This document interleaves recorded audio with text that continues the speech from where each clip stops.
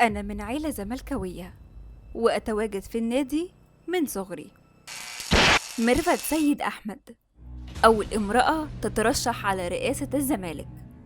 أعلنت ميرفت السيد أحمد عضو الجمعية العمومية بالنادي الزمالك الترشيح لرئاسة القلعة البيضاء خلال الانتخابات المقبلة، والمقرر ليها يوم 20 أكتوبر المقبل، لتصبح أول سيدة تترشح على منصب رئاسة نادي الزمالك.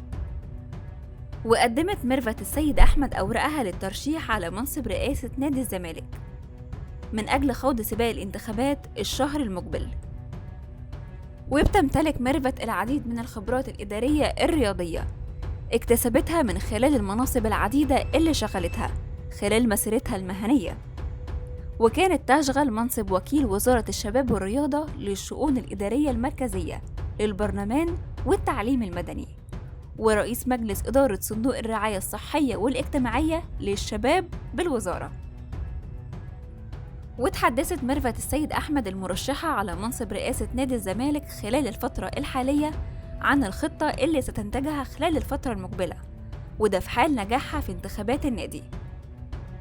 وقالت: أمتلك خبرات كبيرة وهدفي مساعدة الزمالك للخروج من الأزمات اللي بتواجهها خلال الفترة الحالية، وده بشكل كامل.